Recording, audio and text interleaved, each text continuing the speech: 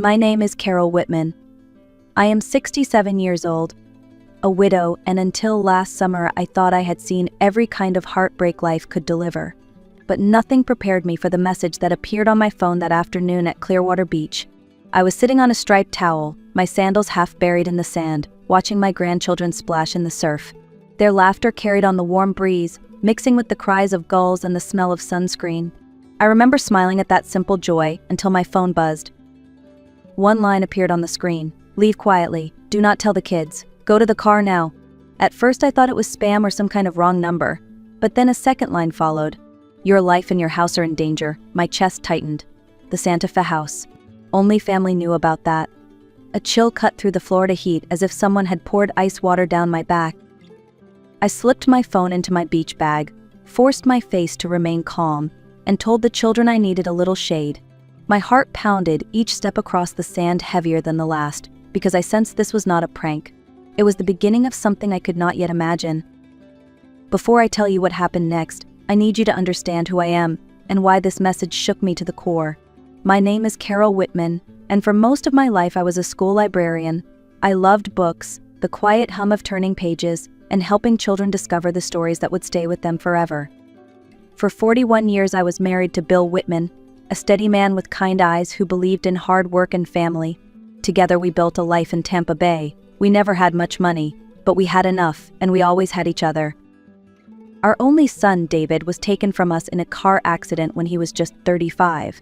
His son, Caleb, was 15 at the time, and after the funeral I promised myself I would step in the way Bill, and I had always stepped in for family. I raised Caleb as if he were my own. I paid for his schooling, his first car, even his apartment when he landed his first job. I thought he was my second chance at motherhood. After Bill passed last year, Caleb encouraged me to update my paperwork to make things easier down the road. I trusted him, because he was blood, and because I still saw that teenage boy grieving his father. That trust is what made the text at the beach feel like a knife in my chest.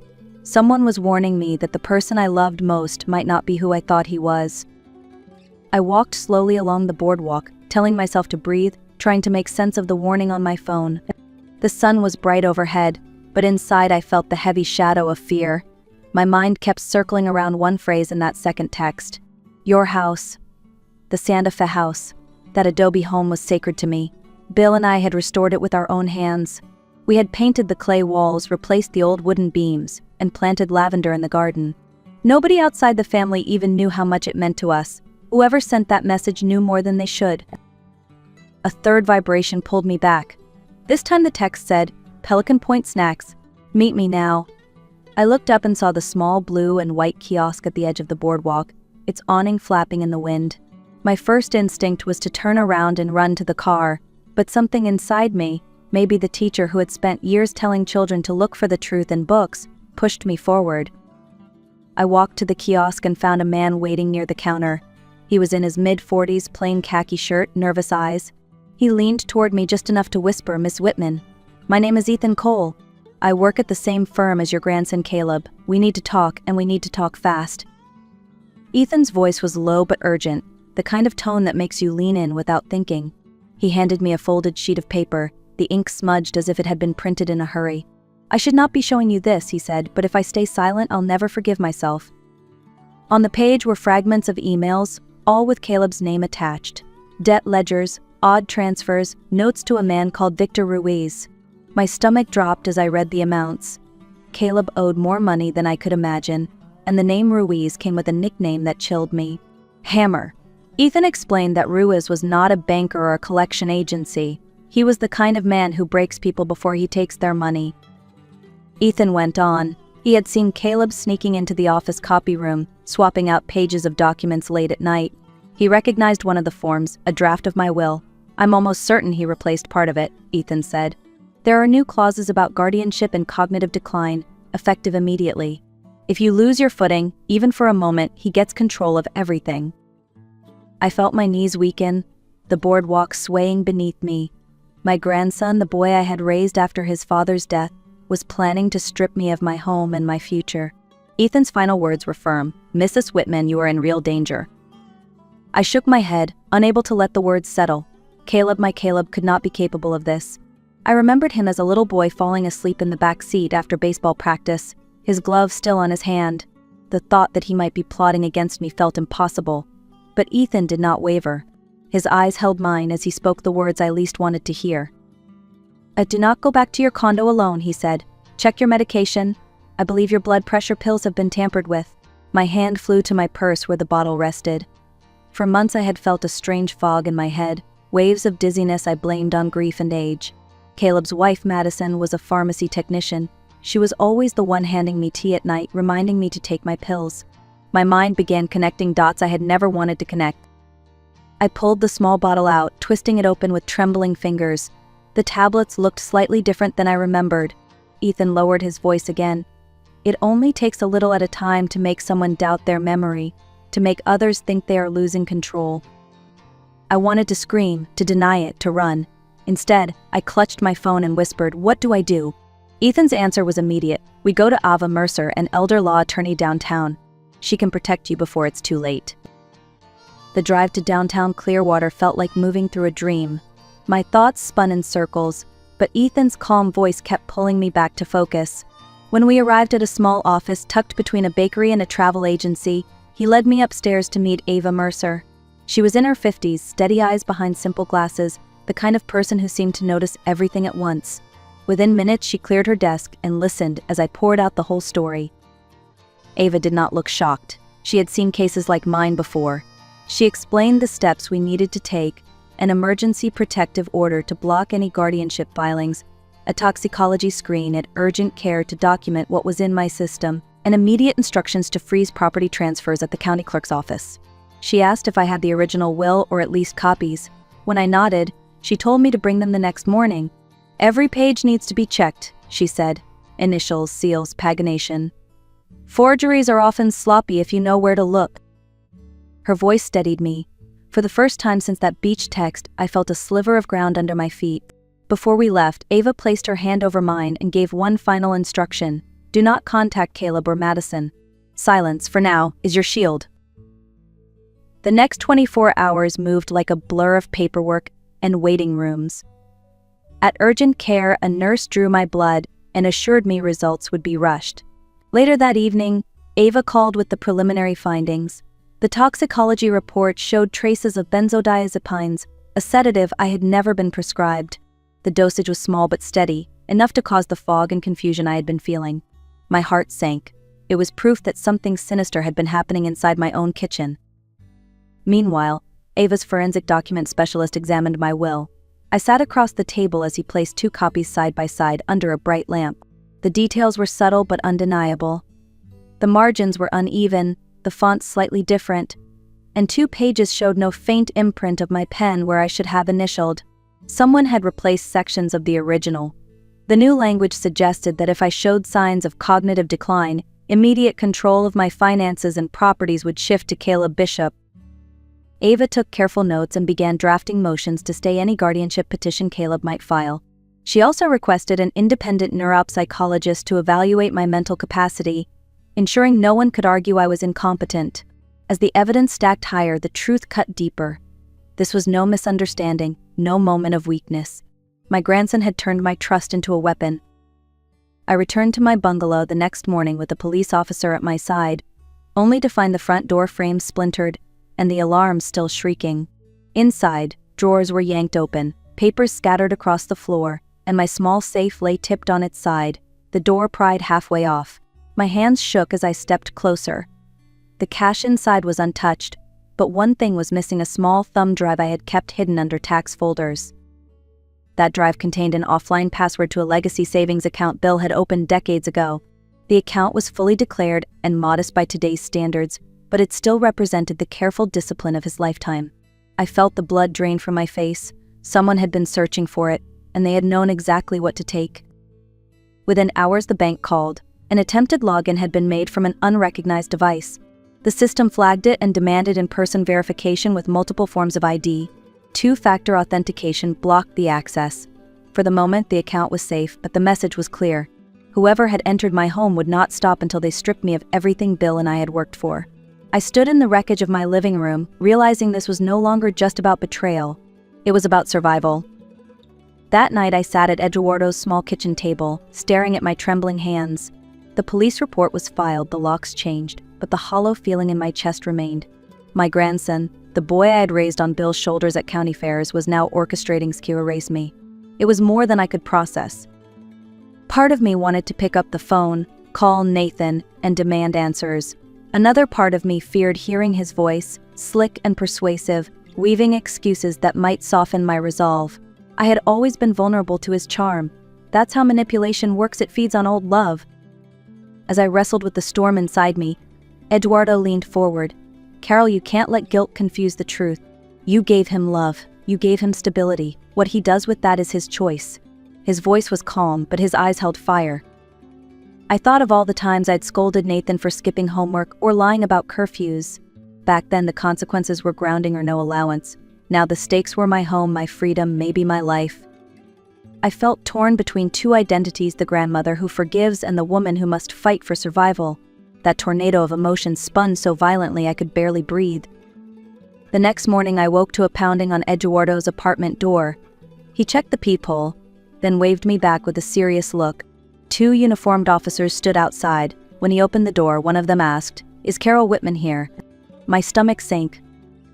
They explained Nathan had filed a petition claiming I was mentally unfit, citing erratic behavior and being manipulated by strangers. He painted himself as the concerned grandson, worried I was losing touch with reality. The words stung because they sounded so convincing, even though they were lies. The officer assured me this was standard procedure, but it meant I would soon face a formal evaluation. For a moment, I felt the ground slip beneath me. If Nathan succeeded, I could lose legal control over my own life. My house, my savings, even my medical decisions could all end up in his hands. Eduardo placed a steady hand on my shoulder. "This is exactly why we gathered proof. We'll bring the toxicology reports, the altered documents, everything." His confidence gave me a thread to hold on to. Still, I couldn't ignore the bitter irony. The boy I had cradled through night terrors was now trying to declare me incompetent. It was the sharpest betrayal yet, and it pushed me past the line of hesitation. From that moment on, I vowed to fight not only with love, but with every ounce of strength I had left. 2 days later, I sat in a quiet medical office in downtown Chicago. The air smelled faintly of antiseptic and lemon polish. Across from me sat Dr. Elena Ross, a neurologist appointed by the court to evaluate my cognitive state. Her manner was kind but precise, every question deliberate. "Do you know today's date, Carol?" she asked. I answered without hesitation. "And can you recall 3 objects I'll list now?" I repeated them easily. The tests went on for nearly 2 hours, memory drills, logic puzzles, reflex checks. My nerves frayed, but I pushed through, determined not to let fear or fatigue cloud my answers. At the end, Dr. Ross set down her pen and studied me. "Mrs. Whitman, based on today's evaluation, you are fully competent. There are no signs of dementia or impairment." Relief washed over me like a warm tide. Then she lowered her voice. "However, your blood work revealed something troubling. Traces of benzodiazepine sedatives not prescribed to you are present. The levels suggest repeated exposure over several months. Someone has been drugging you." The words landed like a thunderclap. My suspicions weren't paranoia, they were fact. Nathan had been slowly poisoning me under the guise of caring for my health. I left the office shaken, but with fresh determination. The medical proof wasn't just a shield against his lies. It was a weapon I could finally use to fight back. The following morning, Eduardo and I met with attorney Michael Grant, a seasoned elder law specialist with silver hair and sharp eyes. His office smelled faintly of leather and old books, a place where battles had been fought and won on paper. I handed him Dr. Ross's report along with the lab results. He read silently, nodding grimly as each page confirmed what we already knew. "This," he said, tapping the stack of documents, "changes everything. Nathan's petition to declare you incompetent collapses under the weight of this evidence. More than that, we can now file criminal charges, fraud, forgery, and attempted poisoning." Hearing the words spoken aloud made my throat tighten. It wasn't just suspicion anymore, it was legal truth. Still, the idea of seeing my grandson in handcuffs twisted my stomach. Grant must have seen the hesitation in my eyes. "Carol, this isn't about vengeance. It's about protection, yours and others. If Nathan is capable of this with you, he won't stop. He'll do it to someone else." Eduardo leaned forward. "He already tried once. He'll try again." I sat back in the chair, my pulse steadying. For months I had been the prey, cornered and afraid. Now, with evidence, law, and allies beside me, The balance of power was shifting. For the first time, I felt the possibility of victory. That evening, Eduardo insisted I stay at his friend's cabin outside the city. It was a quiet place tucked behind rows of pine trees, with a screened porch and a wood-burning stove. For the first time in weeks, I thought I might sleep without fear, but peace never lasts long when betrayal runs this deep. Around midnight, the crunch of tires on gravel jolted us awake. Eduardo peered through the blinds. A familiar car idled at the edge of the property. Nathan's. My chest tightened. How had he found us? The only explanation was that he'd been following. Eduardo reached for his phone to call the police, but before he could, headlights cut off and the sound of a car door slammed. Moments later, Nathan's voice echoed through the darkness. "Grandma, I just want to talk. Please, come outside." The words were deceptively calm, but the tension in his tone sent chills down my spine.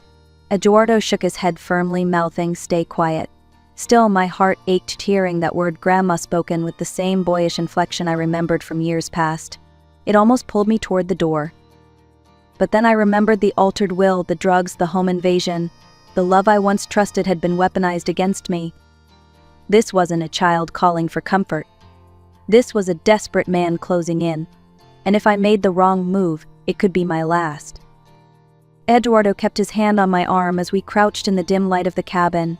My heart pounded so loudly I feared Nathan could hear it through the walls. He called again, his voice sharper this time. "Grandma, if you don't come out, I'll have to come in. You know I just want to protect you." Protect me. The word curdled in my stomach. That was the same phrase he'd used when convincing me to update my will, the same excuse for bringing me tea laced with sedatives. Every syllable was now poison. Eduardo whispered, "Police are 10 minutes away. We just have to hold." His calm steadied me, but Nathan's footsteps crunching closer to the porch set my nerves on fire. The wooden boards creaked under his weight as he tried the door handle. It rattled, locked. "I don't make this harder than it has to be," he shouted, the mask of civility gone. The boy I had loved, the man I had trusted, was no longer standing outside. In his place was someone cornered by debt, desperation, and darkness. For the first time since this nightmare began, fear gave way to anger. My life was not his bargaining chip. My voice cracked through the cabin walls, louder than I expected. "Nathan, stop. This ends tonight." Red and blue lights flashed through the pine trees, washing the cabin walls in color. Nathan froze on the porch as the sound of car doors slamming filled the night. "Police. Step away from the door." An officer's voice boomed. For a second, I thought he might run, but instead he lifted his hands slowly, eyes darting like a trapped animal. 2 officers approached, guns drawn but steady. "On your knees," one commanded. Nathan hesitated, his chest heaving, before sinking down onto the wooden boards. The sight pierced my heart. This was my grandson, the boy who once begged me for bedtime stories, now kneeling in handcuffs beneath the sweep of a flashlight. Madison emerged from the shadows near the car, clutching a small bag. Inside, police later found pill bottles, forged documents, and a prepaid phone, evidence of how deep the plan had gone. She didn't resist when they cuffed her, only lowered her head in silence.